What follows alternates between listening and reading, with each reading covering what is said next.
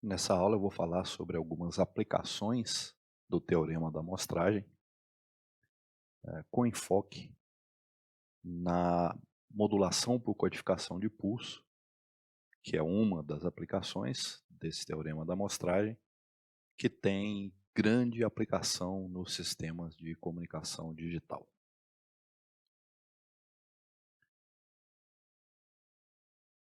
Na seção 6.1.5 do livro-texto, a gente tem justamente uma breve abordagem sobre algumas aplicações do teorema da amostragem. Nós vamos falar um pouquinho sobre algumas delas, que são a modulação por amplitude de pulso, PAM, da sigla, que é a sigla para Pulse Amplitude Modulation, a modulação por largura de pulso, cuja sigla é PWM, Pulse Width Modulation, a modulação por posição de pulso, PPM, Pulse Position Modulation, e, como eu disse, a modulação que a gente vai tratar de forma um pouco mais detalhada, que é a modulação por codificação de pulso, PCM, Pulse Code Modulation. Bom, aqui vale uma ressalva importante. O termo modulação está aparecendo aqui não com o significado de presença de uma portadora no sinal modulado. O termo modulação, ele comumente está associado a essa situação em que a gente tem a presença de uma portadora no sinal modulado. Nesses exemplos, ou nessas aplicações do teorema da amostragem que estão listadas aqui, não há portadora, mas ainda assim a literatura chama essas aplicações de modulações. Então, com essa ressalva em mente, somente para a gente não confundir, a gente pode iniciar a nossa discussão sobre cada uma delas. Na figura que está sendo mostrada, a gente tem na parte A um sinal analógico G de T,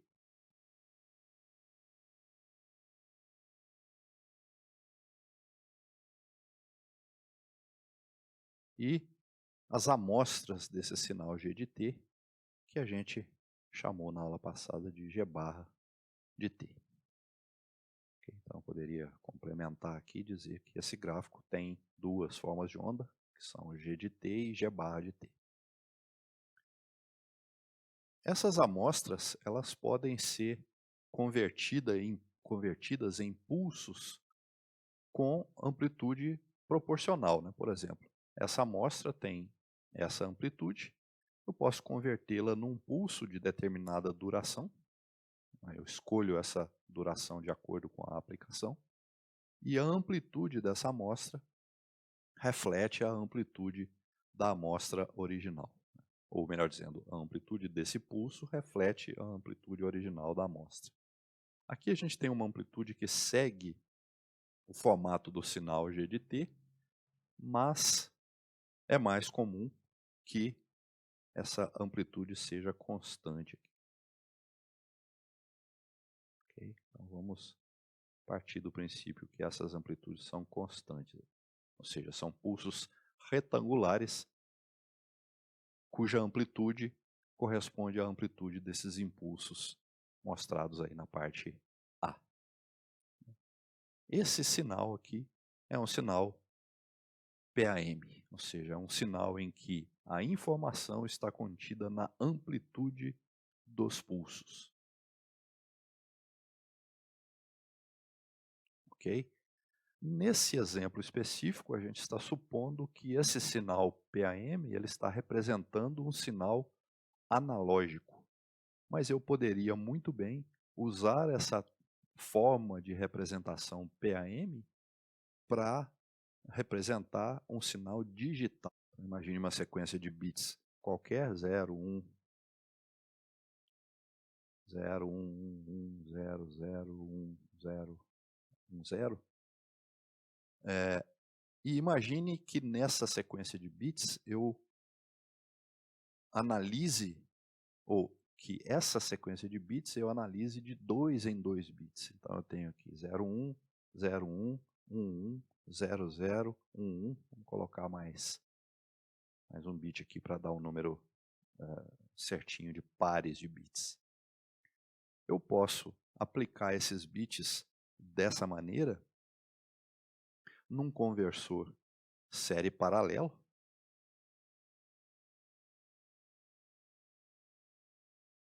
cujo número de entradas, obviamente, é 1, ou seja, eu estou entrando com os bits em série, e o número de saídas é 2, significando que a cada par de bits que entra no conversor, esse par de bits é apresentado aqui na saída do conversor de maneira paralelizada. Por exemplo, 01, depois 01 de novo, depois 1, 1, depois 00, depois 1, 1 e finalmente 00. Ok? E o que a gente pode fazer com essas palavras binárias de 2 bits? A gente pode aplicar essas palavras binárias a um conversor digital analógico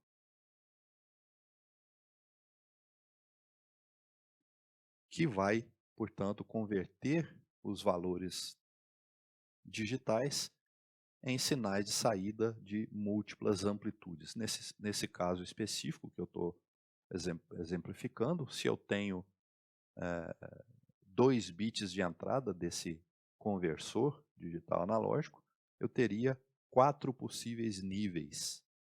Então, digamos que eu tenha então a seguinte situação. Digamos que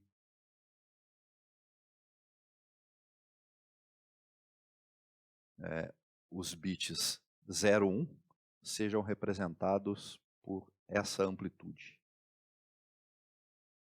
Então eu tenho 01 até esse ponto, que a gente chama de duração, é o T maiúsculo, duração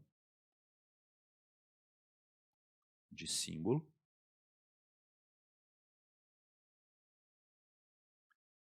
Um outro 01, portanto, mais um pulso de mesma amplitude. Vamos supor que seja 1 volt aqui. Depois 1, vamos supor que 1 seja um pulso de 3 volts.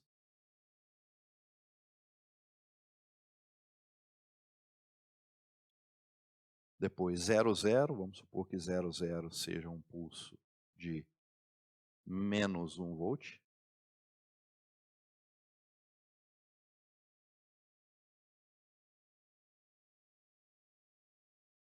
Depois 1 novamente. Deixa eu só marcar aqui para eu não me perder. 01, 01, 11, 00. Depois 11 novamente, portanto, mais 3. E 00 novamente, menos 1. Ok? Vamos supor que tivesse mais um par de bits aqui, só para a gente completar os níveis ali. Faltando um 0, né? Vamos supor que tivesse mais um 1 e um 0 aqui.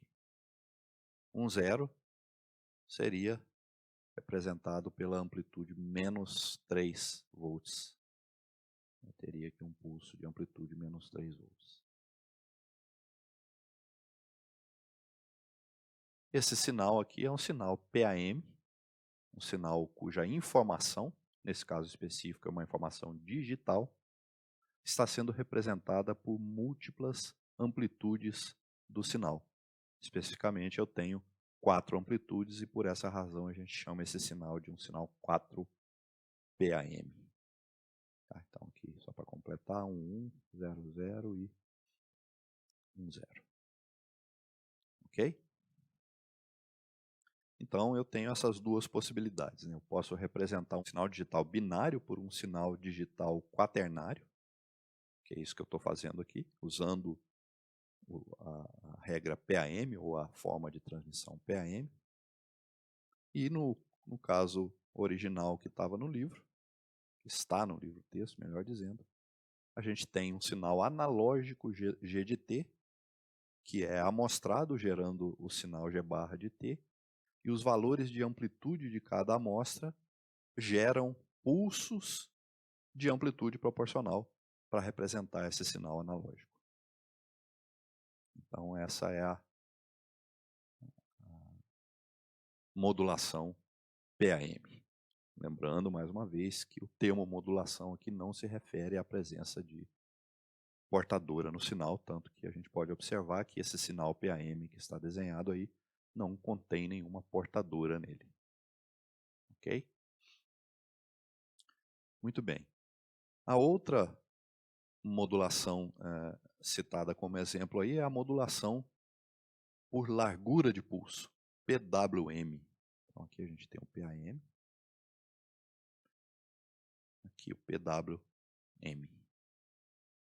O próprio nome está dizendo que a informação aqui ela é transportada na largura dos pulsos. Então eu tenho a cada intervalo TS aqui, eu tenho o início de um pulso. Cada intervalo TS, eu tenho o início de um pulso. Só que a duração do pulso, chamada de ΔT, ela é proporcional à amplitude. Percebam que aqui eu tenho uma amplitude máxima e tenho, portanto, uma duração máxima do pulso. Aqui eu tenho uma amplitude mínima e tenho, portanto, uma duração mínima do pulso. Ok?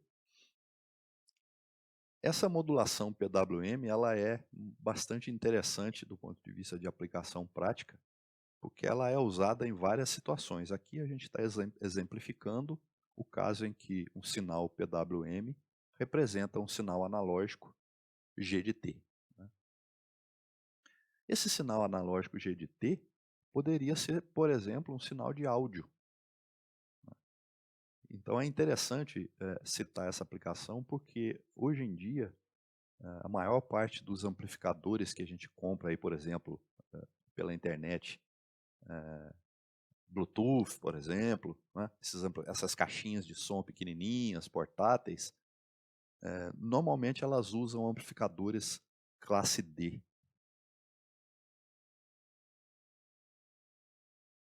O que é um amplificador classe D? É um amplificador que, no fundo, utiliza modulação PWM para representar o sinal de áudio.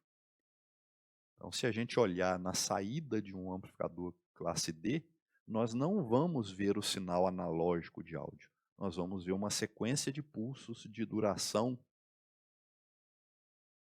variável, ou seja, um sinal PWM, que ao ser aplicado no alto-falantes,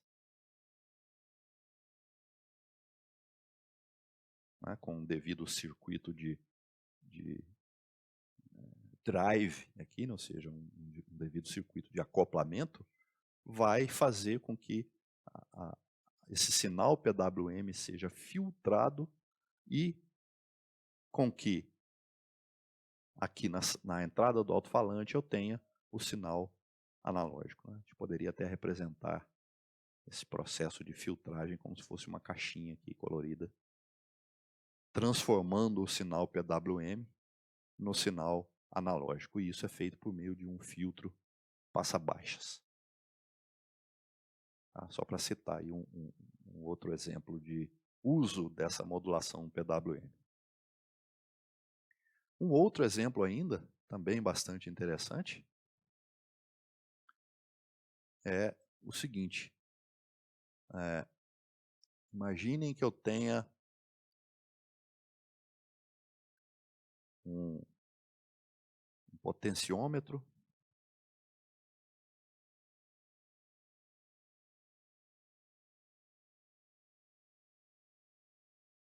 e que, aliás, vamos fazer diferente aqui. Um potenciômetro e que esse potenciômetro esteja aplicado a um circuito integrado, um CI, que converte o nível de tensão de entrada num sinal PWM. Então, quanto maior o sinal de entrada desse CI, maior a largura do pulso de saída. Quanto menor a tensão de entrada, menor a duração do pulso. E aí eu posso usar esse sinal PWM, por exemplo, para chavear, para acionar um transistor.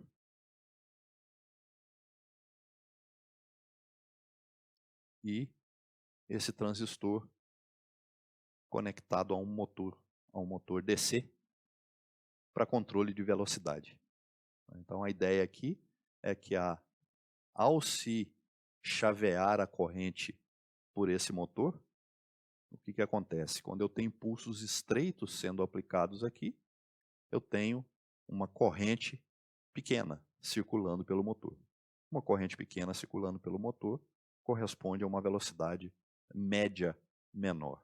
Quando o pulso, né, aumenta a largura na entrada do transistor, eu tenho uma corrente que na média é maior, portanto aumentando a velocidade do motor. Ou seja, é muito comum na prática a gente ter controle de velocidade de motor de corrente contínua usando PWM. Mais uma aplicação interessante aí dessa modulação entre aspas. Ok?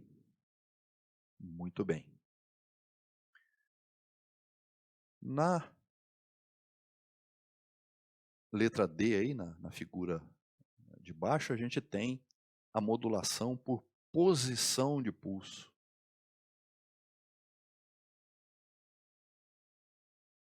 Qual é a ideia? O centro do pulso, ele é demarcado por essas linhas tracejadas aqui. Tá? E eu tenho um deslocamento do pulso para a direita ou para a esquerda, depende de como eu implemento essa modulação. E esse deslocamento representa a amplitude do sinal que eu estou representando. Vamos lembrar que o sinal que eu estou representando aqui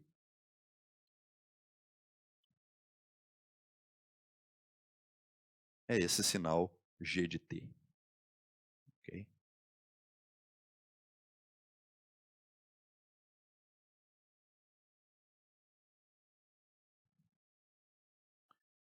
Então, o sinal G de T está começando em 0, crescendo e depois decrescendo até um valor negativo. Então, aqui no sinal ppm, eu tenho o pulso na posição, digamos, default, na posição sem deslocamento, ele está centrado nessa linha, nessa primeira linha tracejada. Depois ele se desloca um pouquinho para a esquerda, representando uma amplitude maior do que a anterior. Aqui ele se deslocou mais ainda para a esquerda, representando uma amplitude maior ainda. Depois ele voltou a se deslocar menos, representando uma amplitude menor. Aqui chegou a 0 novamente. E aqui ele começou a se deslocar para a direita, representando uma amplitude na polaridade inversa à que a gente tinha, por exemplo, nesse momento. Então aqui a gente tem uma amplitude positiva máxima e aqui a gente tem uma amplitude negativa máxima. Nesse exemplo, então, significando que um deslocamento do pulso para a esquerda em relação à sua posição original, que seria no centro ou alinhado com essa linha tracejada, significa polaridade positiva. E um deslocamento para a direita em relação à linha tracejada significa polaridade negativa, como é ou como está sendo representado aí o sinal G de T. Ok? Então essa é a modulação ppm. Então, a gente tem ppm, PWM e PAM.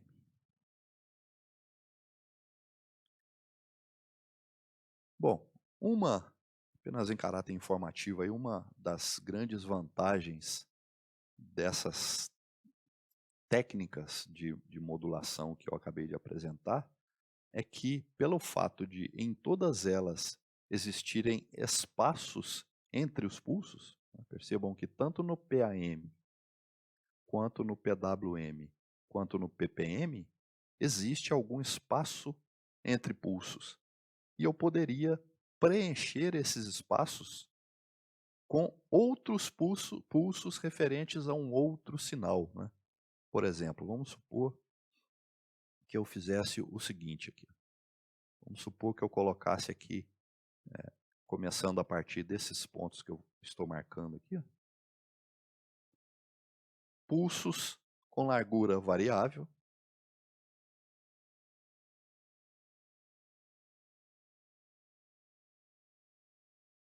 representando um outro sinal analógico qualquer.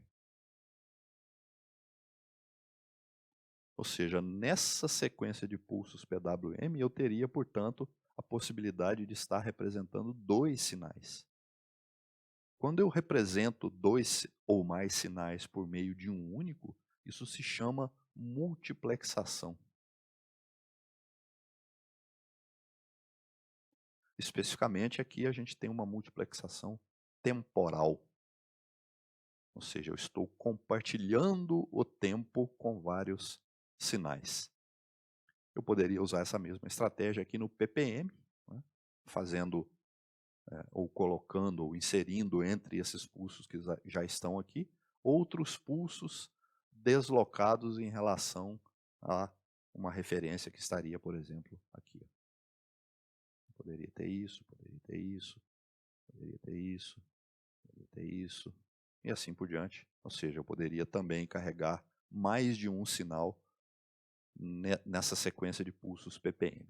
É claro que quanto maior o espaço entre os pulsos, em qualquer dos casos, mais sinais eu consigo multiplexar. Essa é uma característica interessante desses sinais. E aqui, também, no caso do PAM, eu estou representando dois sinais. Aqui está mais bem feito o desenho, né, porque é um desenho que já consta do livro-texto. Então eu tenho essas amostras, ou esses pulsos, melhor dizendo, representando um sinal, e esses pulsos aqui representando outro sinal. Então, o que eu fiz foi intercalar, no domínio do tempo, vários pulsos, que é o princípio do que a gente chamou aqui de multiplexação temporal. É muito comum, na prática, a gente ter essa multiplexação para que a gente possa, por exemplo, transportar em um único par de fios vários sinais, né? Imaginem, por exemplo, duas pessoas falando num telefone ao mesmo tempo, só que usando uma codificação, uma modulação PAM. Eu posso pegar esse único sinal que está aqui e aplicar nesse par de fios, né? Ele vai estar transportando, portanto, dois sinais desses dois usuários aí, por exemplo. Ok? Muito bem. Agora, como eu mencionei no início da aula, nós vamos dedicar um pouco mais de tempo ao estudo da codificação, da modulação por codificação de pulso PCM, dada a sua grande aplicação nos sistemas de comunicação e como parte integrante do processo de conversão analógico digital. Para a gente entender a modulação por codificação de pulso, nós vamos primeiro analisar esse diagrama apresentado na figura 6.13 do nosso livro-texto. Bom, esse diagrama contém inicialmente um filtro passa-baixas. Qual é o objetivo desse filtro passa-baixas? O objetivo é limitar a largura de faixa do sinal de entrada, para que em seguida eu possa realizar a amostragem, respeitando o teorema da amostragem, com o objetivo de evitar a ocorrência de aliasing. Vamos supor que o sinal de entrada seja um sinal que vá aproximadamente de 0 a 20 kHz. Então, aqui no domínio da frequência. Então, vamos chamar esse cara aqui de G de F.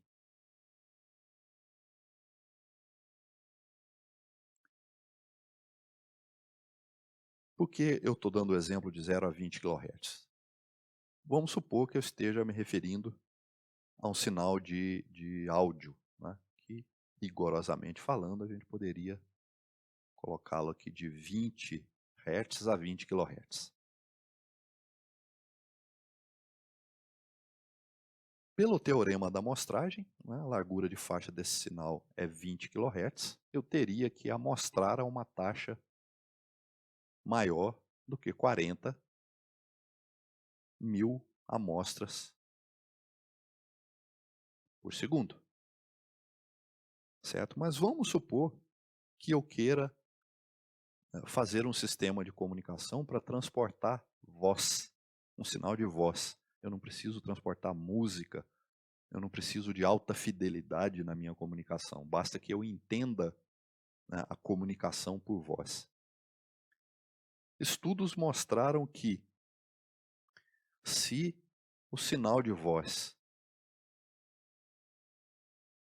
for restrito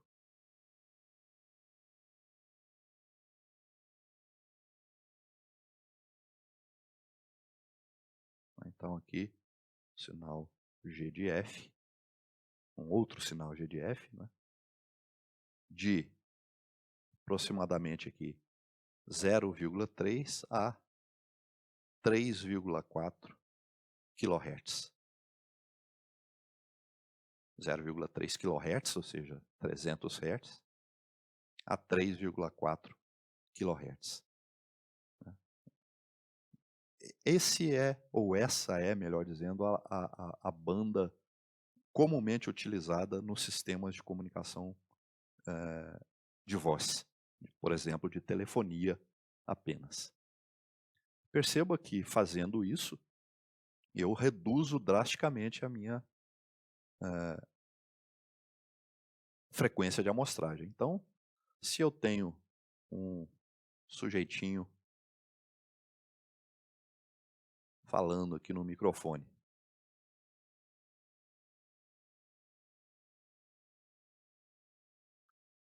e gerando, portanto, um sinal de voz com um espectro bastante amplo, eu vou passar esse sinal de voz por um filtro.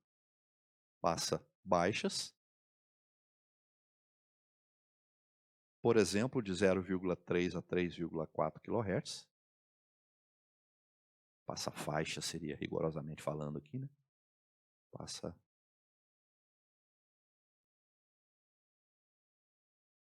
rigorosamente seria um filtro passa-faixa. Mas poderia ser usado um filtro passa-baixo também. E agora sim eu vou amostrar.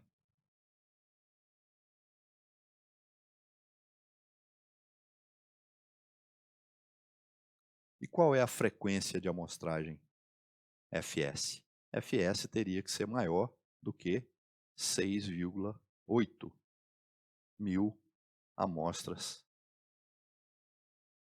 por segundo. E não mais 40.000 amostras por segundo, se o sinal de entrada tivesse toda essa banda aqui.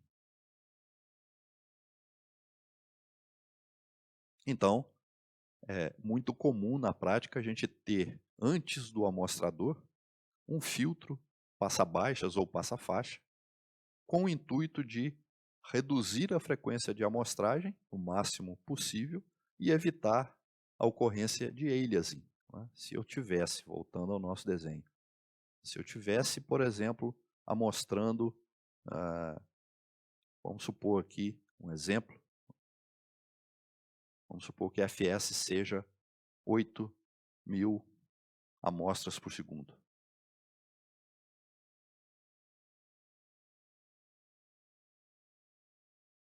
8.000 amostras por segundo significa o quê? Significa que o espectro do sinal amostrado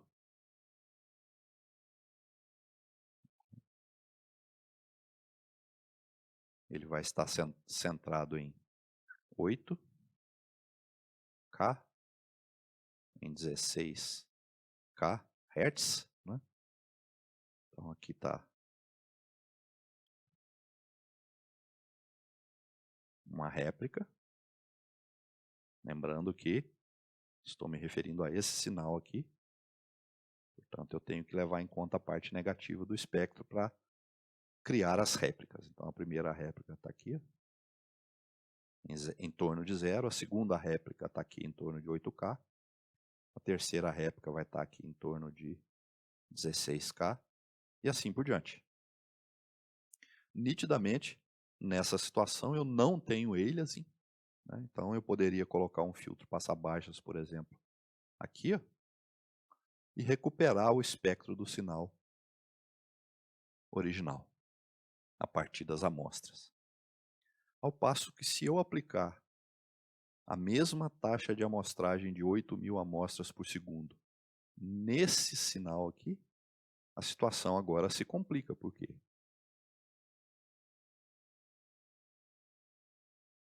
Com uma frequência de amostragem de 8.000 amostras por segundo nesse sinal, eu vou ter uma situação assim.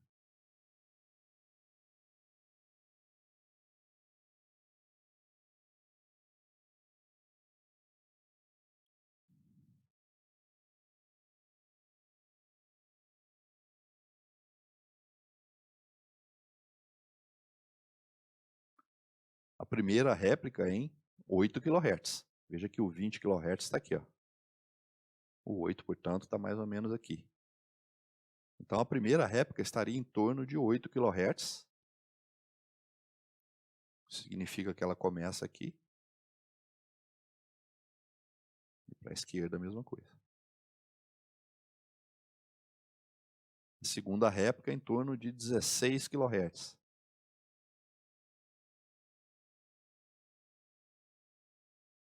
Seria isso. E isso.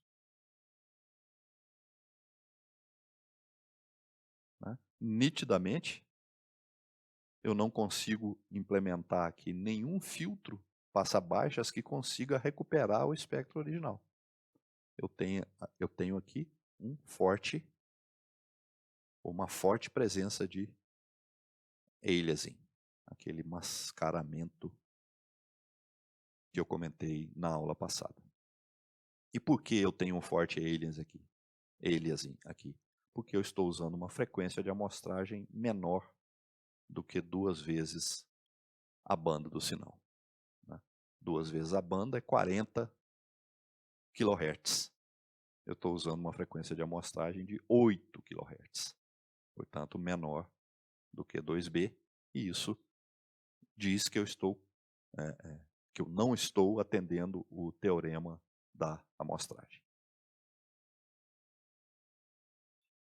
Certo? Então, esse filtro de entrada aqui, ele é comumente chamado de filtro anti-aliasing, ou vamos colocar o termo em português aqui, anti-mascaramento.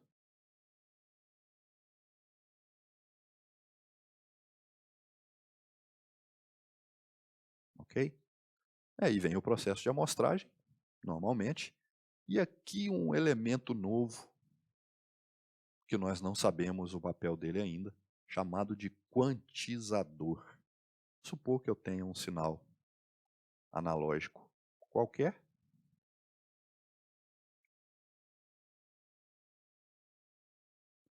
Vamos supor que esse sinal analógico tenha um pico de valor MP, pico positivo de valor MP e um pico negativo de valor menos MP. Aqui o 0, domínio do tempo, ok?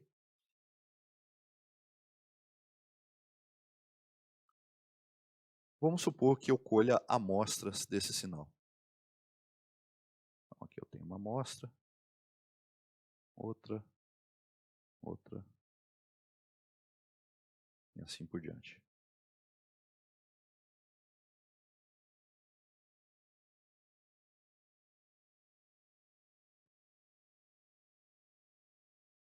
quantos valores de amplitude eu posso ter para essas amostras em laranja que eu acabei de desenhar? Nitidamente, eu posso ter infinitos valores. Imaginem a infinidade de sinais que eu poderia ter, sinais analógicos que eu poderia ter entre menos MP e mais MP. Portanto, o número de níveis ou número de valores de amplitude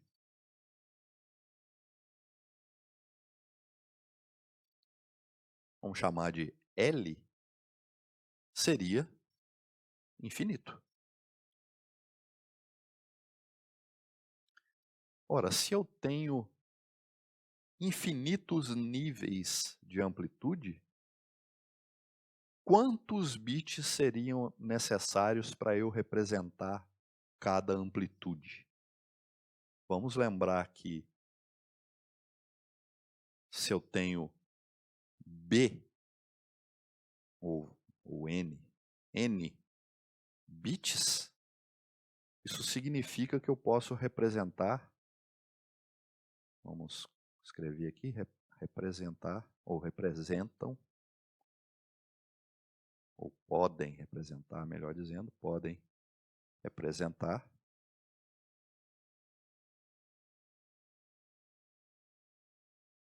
2 elevado a n níveis. Ou seja, L, que é o número de níveis, é igual a B, N, que é o número de bits, é igual a log na base 2 de L, que é o número de níveis. Então, se L, que é o número de níveis, tende a infinito, obviamente, N, que é o número de bits, tende a infinito.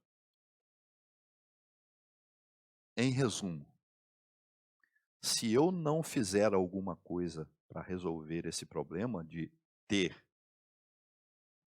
um número infinito de possíveis amplitudes das amostras, para representar esse número infinito de possíveis valores, eu precisaria de um número infinito de bits. E é claro, isso não é possível de fazer. Qual é a solução? Então, esse aqui é o nosso problema, né?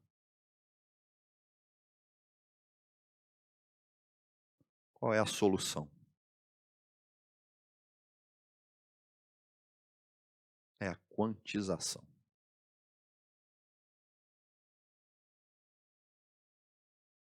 Agora sim nós podemos voltar ao livro-texto e analisar essa figura 6.14. Então está aqui a nossa figura. O sinal analógico em questão é o sinal M de T.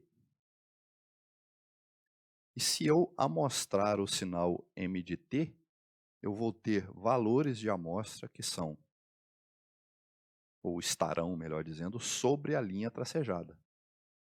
Aqui, aqui, aqui, aqui, aqui, aqui, aqui, praticamente em cima do outro. Aqui, aqui, aqui, aqui, e assim por diante. Então, em laranja, eu estou marcando qual seriam os valores das amostras do sinal M de T. Quantos possíveis valores eu teria nessas amostras em laranja? Eu teria, fazendo uma legenda aqui,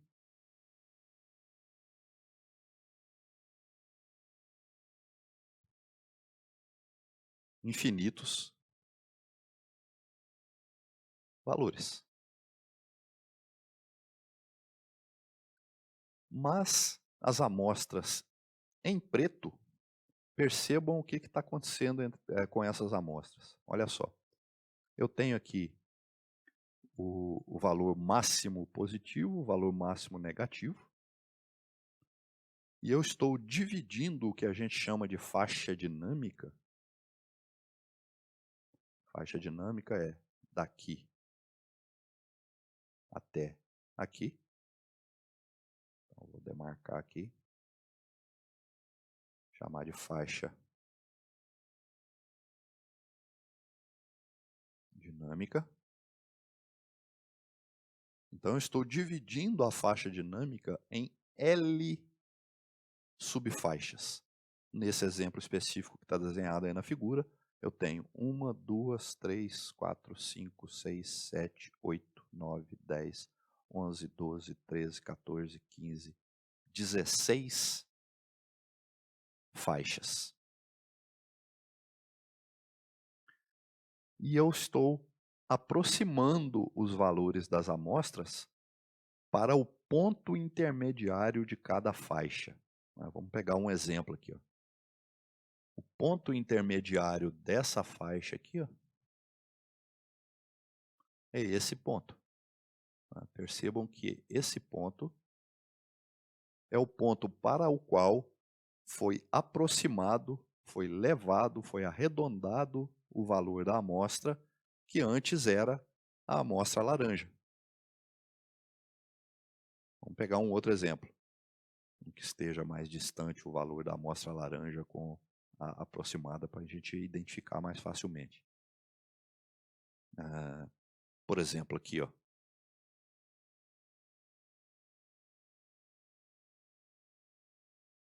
Percebam que o valor da amostra laranja está numa determinada posição e a amostra preta foi aproximada para o ponto intermediário dessa faixa aqui. Ó.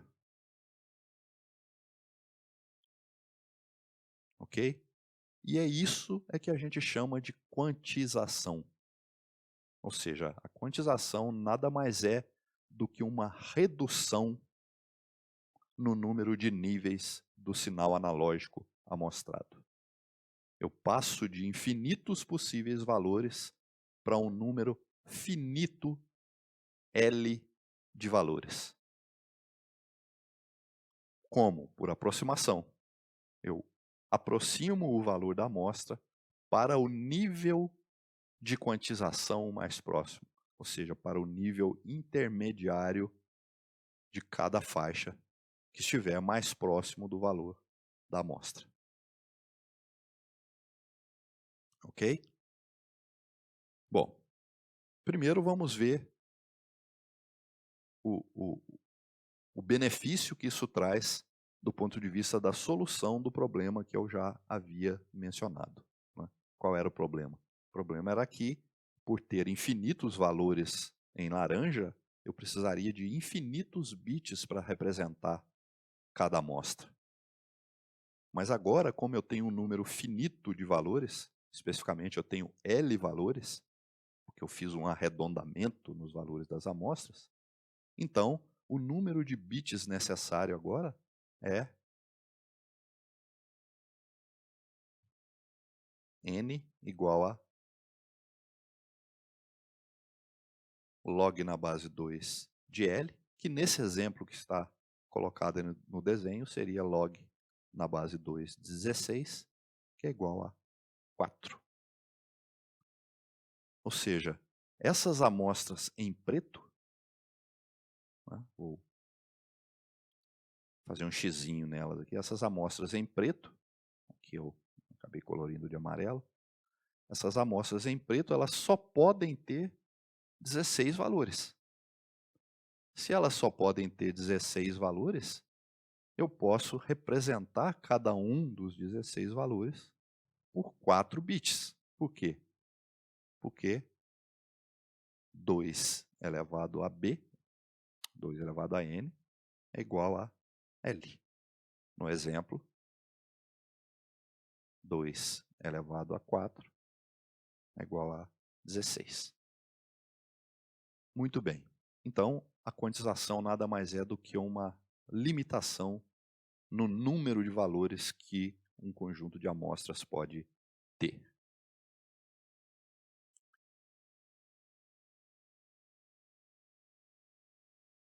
nós resolvemos um problema, mas nós vamos criar outro, com o qual nós teremos que conviver, infelizmente. Qual é? Percebam que ao efetuar a quantização, eu gerei amostras quantizadas que são diferentes em amplitude das amostras originais. E isso acaba gerando uma diferença, aliás, um erro, né? Por exemplo, se eu pegar essas duas amostras aqui como referência, eu tenho uma diferença entre a amostra original e a amostra quantizada, e a isso eu chamo de erro de quantização.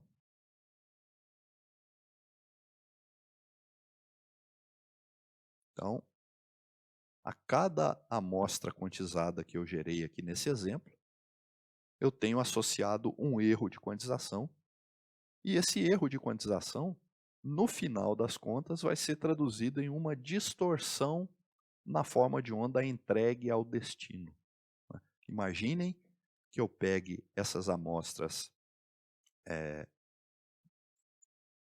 quantizadas e passe essas amostras quantizadas por um filtro passa-baixas, no intuito de recuperar a informação. Então, estou passando essas amostras quantizadas no filtro. A saída vai ser, obviamente, parecida com o sinal M de T, mas não vai ser igual ao sinal M de T. Por que ela não vai ser igual ao sinal M de T? Porque os valores das amostras quantizadas são diferentes das amostras originais. Então, se o sinal recuperado é diferente do sinal M de T, significa que eu tenho uma distorção. E essa distorção foi produzida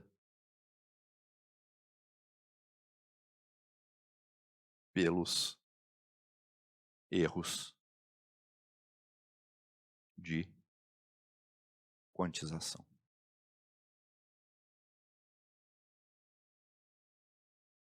Nós vamos quantificar a influência do erro de quantização por meio de uma medida de relação sinal-ruído, que eu vou chamar de SNR, que, ou seja, é uma medida de razão sinal-ruído, né? Signal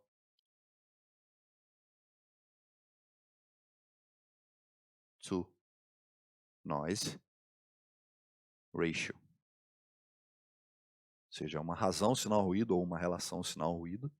Só que o ruído aqui, ele está sendo interpretado como o erro de quantização, ou está sendo gerado, melhor dizendo, pelo erro de quantização. Ok? Por que eu posso muito bem chamar a influência do erro de quantização de ruído? Vamos lembrar o que o ruído aditivo faz no sinal, né? O que o ruído aditivo faz no sinal? Ele altera a sua amplitude.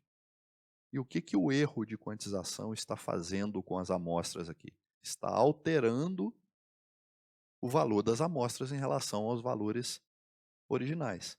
Portanto, do ponto de vista de efeito, é como se fosse um ruído aditivo. E por isso, então, a gente pode, sem problema nenhum, chamar esse efeito do erro de quantização de ruído de quantização. E com isso a gente define o que eu estou chamando aí de relação sinal-ruído de quantização, para a gente medir essa influência do erro de quantização. Se a gente consultar a literatura especializada aí no assunto, nós vamos observar o seguinte: pode-se mostrar que o erro de quantização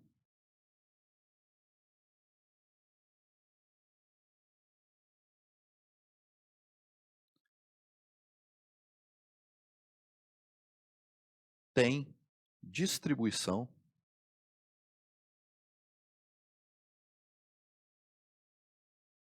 uniforme.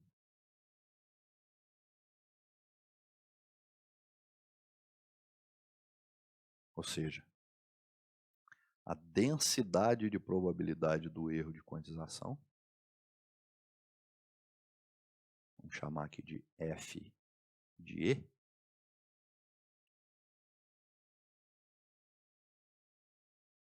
ela é assim, entre, vamos chamar aqui de ΔV sobre 2 e menos ΔV sobre 2.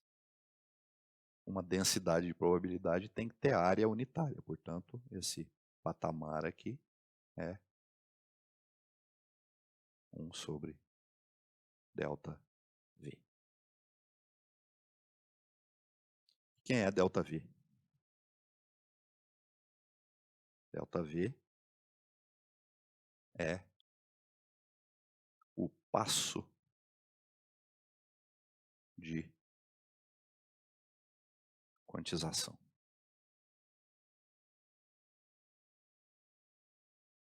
que é igual a 2mp por L.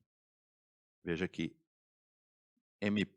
de mp ou de menos mp a mp, eu tenho 2mp.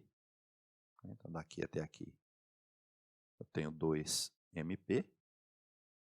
E dividir essa faixa em L subfaixas. Portanto, a largura de cada subfaixa, que é o que eu estou chamando de ΔV, é 2mp dividido por L. E eu estou dizendo que o erro de quantização ele é no máximo ΔV sobre 2, no sentido positivo, portanto, e menos ΔV sobre 2 no sentido negativo. É muito fácil a gente perceber isso da seguinte maneira. Né?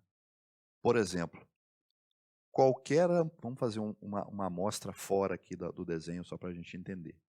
Qualquer amostra que caia entre esse ponto e esse ponto vai ser aproximada para esse nível aqui, intermediário.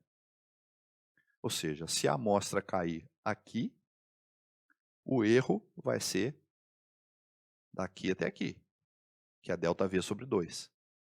Se a amostra cair aqui, o erro vai ser daqui até aqui, que é menos ΔV sobre 2.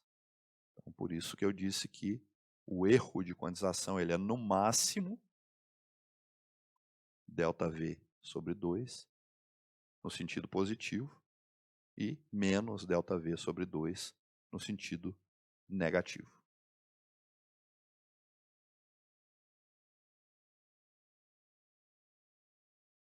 E, como eu disse, a gente pode verificar na literatura que o erro de quantização ele tem uma densidade de probabilidade, tipicamente, na maior parte dos casos, uniforme. Tá? Para esse tipo de quantização que nós estamos analisando, que é um tipo de quantização em que os níveis de quantização estão igualmente espaçados. A gente vai estudar um outro tipo de quantização que não é assim. Eu prefiro nem comentar sobre o nome dele por enquanto, para a gente não passar o carro na frente dos bois. Então, voltemos aqui à nossa análise. Bom, se eu conheço a densidade de probabilidade do erro de quantização, eu posso calcular a potência desse erro de quantização. Eu vou chamar essa potência do erro de quantização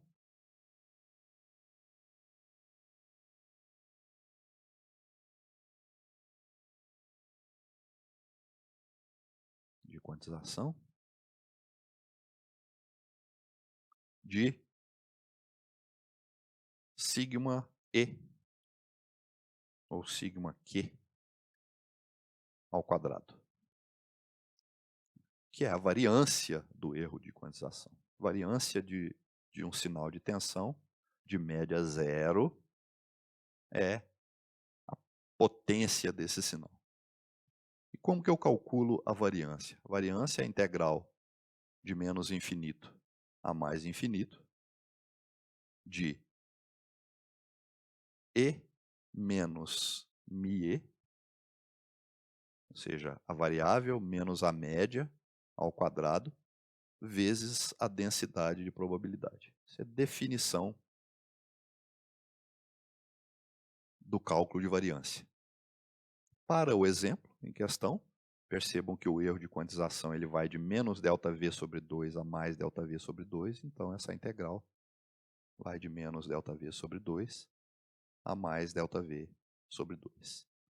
A média do ruído de quantização é zero, então E menos μe ao quadrado dá E ao quadrado. Dentro desse intervalo, f de E é constante e vale 1 sobre ΔV. Vezes 1 sobre ΔV. D. O que dá isso? Vai dar E ao cubo sobre 3. O ΔV continua embaixo aqui, porque é uma constante. De menos ΔV sobre 2 a mais ΔV sobre 2. Para E igual a ΔV sobre 2, vai dar ΔV ao cubo sobre 8. Então dá ΔV ao cubo sobre 8, vezes o 3 que está ali, vezes o ΔV que está ali ainda. Menos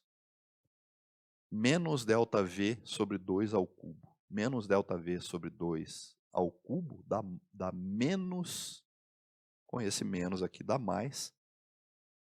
Mesma coisa, ΔV ao cubo sobre 8, vezes o 3 ΔV. Ok? O que dá isso? 3 vezes 8, 24. 2 vezes dá 12 avos. Né? ΔV ao cubo por ΔV dá ΔV ao quadrado. Portanto, isso aqui dá ΔV ao quadrado sobre 12. Então, a potência do erro de quantização é ΔV ao quadrado sobre 12. Vamos guardar esse resultado aí que nós vamos precisar dele.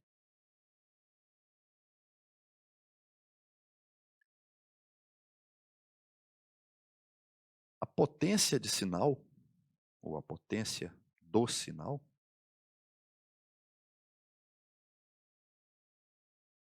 nós vamos chamar de P. Tá? Mas nós vamos definir uma grandeza importante aqui chamada de fator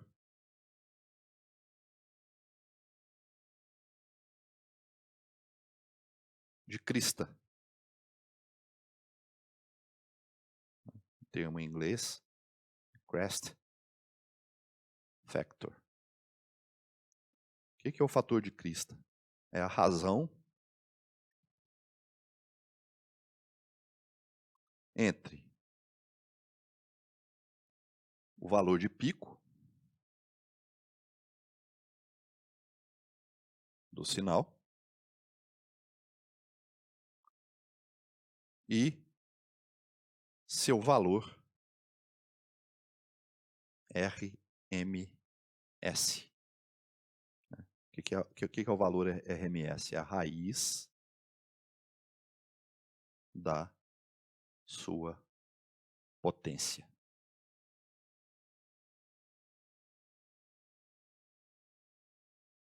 Então, nós vamos chamar CF, que é o crest factor, ou fator de crista, igual valor de pico do sinal. O que é o valor de pico? O valor de pico é MP. MP positivo ou menos MP negativo, então é MP. Então é MP pelo valor RMS, que é a raiz da potência, raiz de P. Né? Nós chamamos a potência de P. Portanto, quem é a potência do sinal? A potência do sinal, portanto, é MP sobre CF ao quadrado. Ou MP ao quadrado sobre CF ao quadrado. Então, a razão sinal ruído de quantização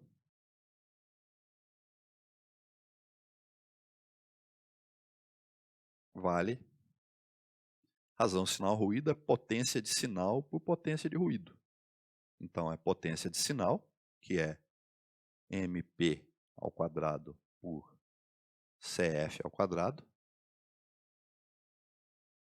Vamos só dar o nome aqui, né, para essa razão sinal ruído, SNR, que, como eu havia mencionado, então é a potência de sinal sobre a potência do ruído de quantização, que é igual, então, a MP ao quadrado sobre CF ao quadrado, sobre a potência de ruído de quantização, que é ΔV ao quadrado sobre 12. O que o ΔV, ou qual a relação entre o ΔV e o L? ΔV e L segue essa relação aqui, ou seja, ΔV é 2MP sobre L. Então, como ΔV é igual a 2MP sobre L, então a SNR que agora eu vou escrever ligeiramente diferente aqui para a gente já enxergar possíveis simplificações de forma simples. MP por CF ao quadrado. Dividir por ΔV ao quadrado por 12 é a mesma coisa que multiplicar por 12 e dividir por ΔV ao quadrado.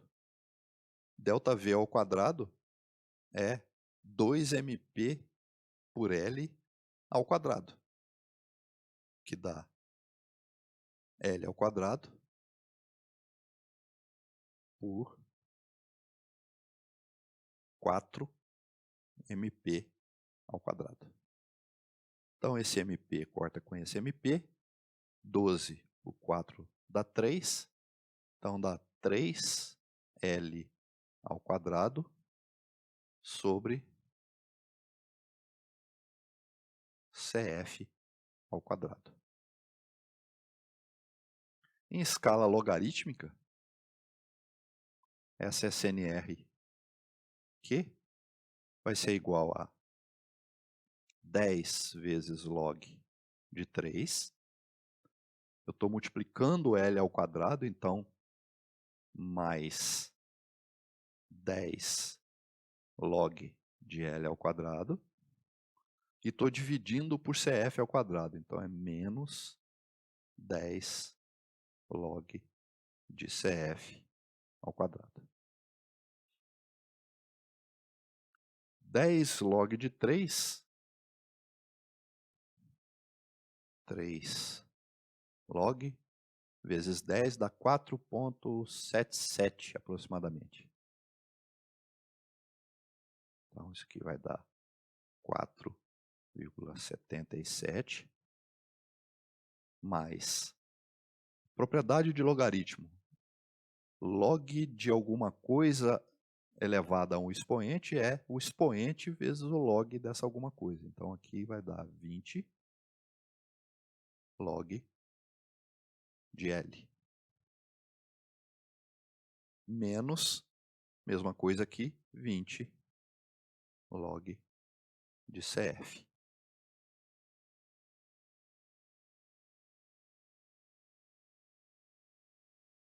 Vai dar então 4,77 mais L, que é o número de níveis de quantização, é 2 elevado ao número de bits, que eu represento cada amostra. Então, log de 2 elevado a n é n vezes o log de 2. Então, aqui dá 20 vezes n vezes log de 2, menos 20 log de CF. O logaritmo aí é tudo na base 10. Tá? Log de 2, quanto que dá log de 2? 2 log 0,3. Estou multiplicando por 20 vezes 20, dá 6,02 aproximadamente. Então, isso aqui dá 4,77 mais 6,02 vezes n, menos 20 log de CF em dB. Na próxima aula nós vamos interpretar essa expressão da relação sinal-ruído de quantização e dar continuidade ao estudo da modulação PCM e seus desdobramentos. Por hoje é só.